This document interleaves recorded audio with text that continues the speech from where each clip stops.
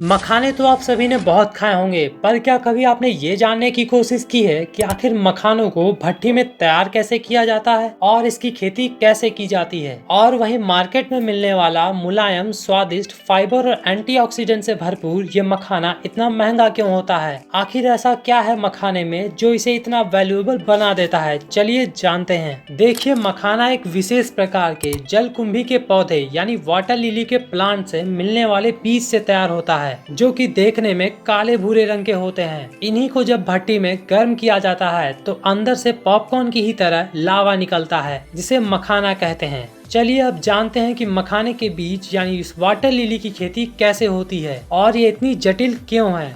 देखिए, water lily कई प्रकार की होती है, पर जिस वाटर लिली से मखाना मिलता है वो काफी कटीली होती है। इसके पत्तों से लेकर फूल और टहनियों तक नुकीले कांटे होते हैं।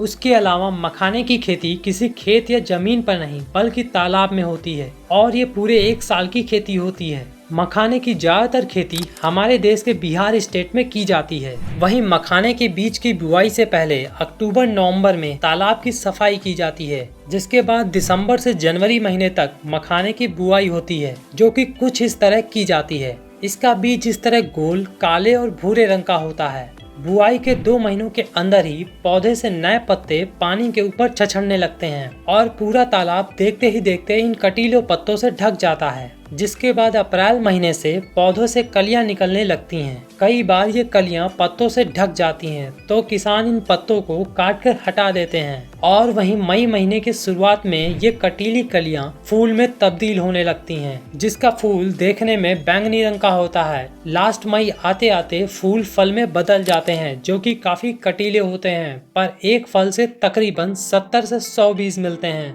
जो कि आगे चलकर मखाना बनेंगे। जिसके बाद जुलाई महीने में ये फल पक जाता है, पर अभी इसे हम निकाल नहीं सकते क्योंकि तालाब पूरी तरह से कांटों से भरा होता है, इसीलिए इन्हें ऐसे ही छोड़ दिया जाता है। और अक्टूबर नवंबर तक मखाने का बीज पककर काले रंग का होकर तालाब की तलहटी में बैठ जाता है। साथ ही साथ सभी कांटे भी पानी में गल जाते हैं, जिसके बाद इन्हें यहाँ के किसान निकालने का काम करते हैं, जो कि इतना भी आसान नहीं होता है। निकालने के लिए ऐसी जालीदार टोकरी का इस्तेमाल करते हैं। मखाना के बीजों को तालाब से निकालने का ये काम काफी टाइम कंज्यूमिंग होता है।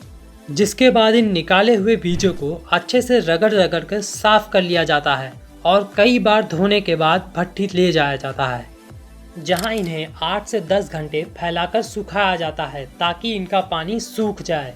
अब आता है मखाने के बीज से मखाना बनाने का प्रोसेस, जिसके लिए इन्हें आग पर भूनना होता है, मगर ये पॉपकॉर्न की तरह खुद ही नहीं फूटते क्योंकि इन बीजों की बाहरी परत यानी सेल काफी ज्यादा हार्ड होती है। इसीलिए कई घंटों तक इन्हें अलग अलग कढ़ाइयों में अलग अलग आंच पर भूनना होता है, जिसमें कई भट्टियां लगती हैं।